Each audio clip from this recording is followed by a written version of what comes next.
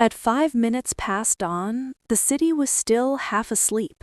The streetlights flickered like tired eyes, and the morning air carried the smell of dust, chai, and unfinished dreams. Inside a small rented room on the third floor of an aging building, a woman sat on the edge of her bed, staring at her hands as if they belonged to someone else.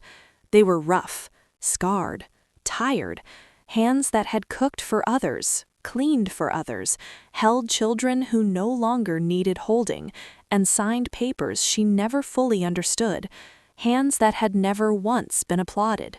She was 46 years old, and that number echoed in her mind like a verdict.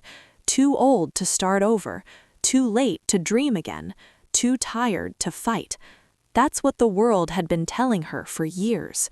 She had believed it too, until that morning. A life that shrank slowly. Her life hadn't collapsed in one dramatic moment. It had shrunk quietly, politely, the way light fades at sunset without asking permission. She was once full of plans. At 20, she wanted to study literature, write stories, travel, and teach. But life had other ideas. Marriage came early. Responsibility came earlier. Dreams were postponed with promises like later and after things settle. Things never settled. Her husband wasn't cruel, just absent, physically present, emotionally distant. He believed dreams were luxuries meant for the young and foolish. Practicality ruled the house, and practicality had no room for ambition. When money was tight, her books went first. When time was scarce, her thoughts were silenced. When opinions were shared, hers were dismissed. "You think too much," he'd say. "Be realistic. At your age, focus on family." She did. Years passed. Children grew. Responsibilities multiplied. And slowly, without noticing, she forgot the sound of her own inner voice. Until one evening, everything changed. The sentence that broke something open. It happened at a family gathering. The children were laughing, phones glowing in their hands, futures spilling out of their conversations like open suitcases. Someone mentioned career changes, new courses, new businesses. She smiled politely until her niece turned to her and asked, "Auntie, what do you want to do now that the kids are grown?" The question was innocent. The silence that followed was not. Her husband chuckled softly. "Now she's done enough. This is the age to rest." Everyone nodded, and in that moment, something inside her cracked, not loudly, not violently, but deeply. That night, she stood in front of the mirror and barely recognized the woman staring back, not because she looked old, but because she looked unfinished. She whispered, "Is this really it?" The mirror didn't answer, but her heart did. The first dangerous thought. The most dangerous thought isn't failure, it's possibility, because once you allow yourself to imagine a different life, returning to the old one feels unbearable. She began to think, quietly at first. What if she studied again? What if she wrote? What if her age wasn't a limit, but a foundation? The thoughts scared her. Society had trained her well. Dreams after 40 were embarrassing. Women were supposed to fade gracefully, not rise loudly. Still, she found herself waking up earlier, sitting with an old notebook she'd kept hidden for years. Its pages were yellow, untouched, waiting. The first sentence she wrote was terrible. The second was worse, but her hands were shaking, not with fear, but with something she hadn't felt in decades: hope. Resistance comes from familiar faces. When she finally shared her plan to enroll in an online course and start writing seriously, the resistance came swiftly. "You'll embarrass yourself. Who will take you seriously at this age?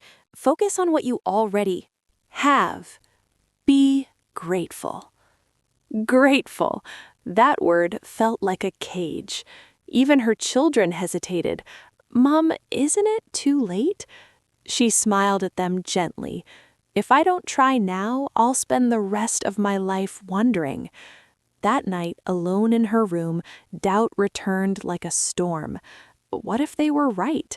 What if she failed publicly? What if she proved everyone correct? She almost quit before she started. Almost. Failure shows up first.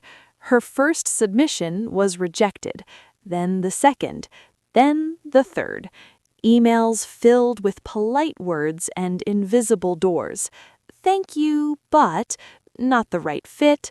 Maybe try again later. She cried silently so no one would hear.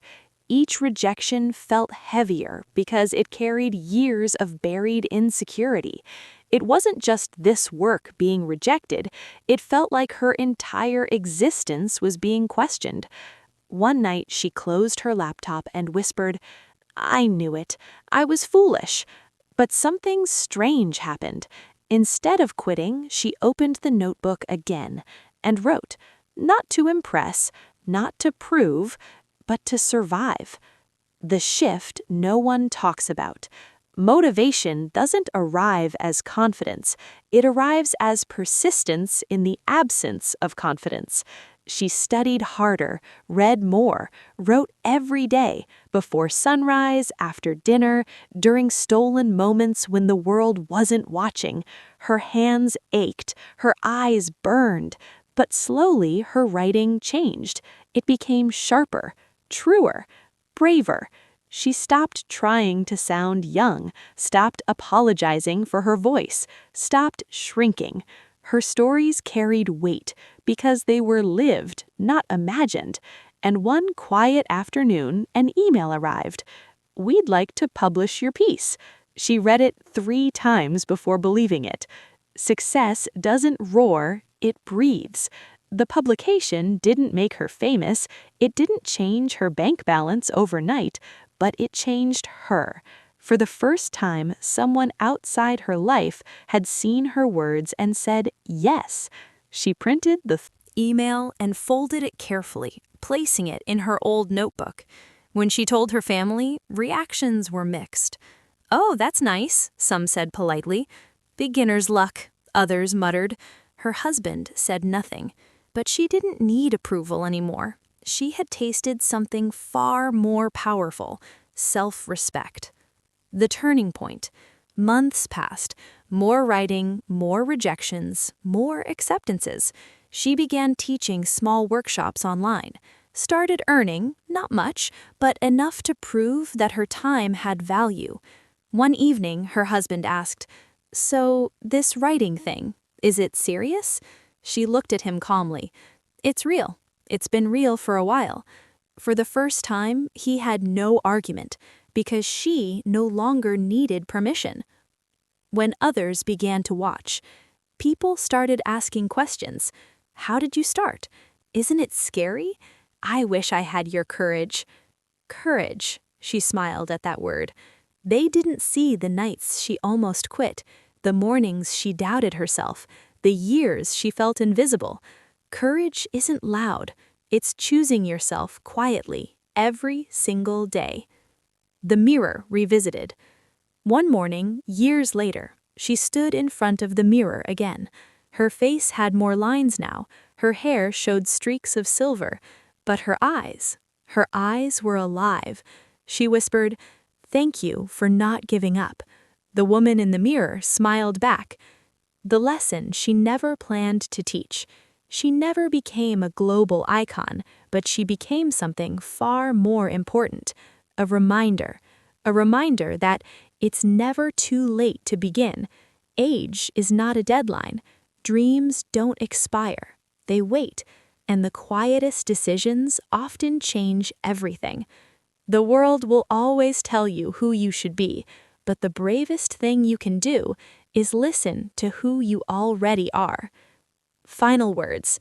If you are reading this and thinking, "This feels like my story," then maybe this is your morning, 5 minutes past dawn, the world still half asleep, and your hands, tired, unsure, but capable, waiting for you to decide. When the world says, "Too late," whisper back, "Watch me."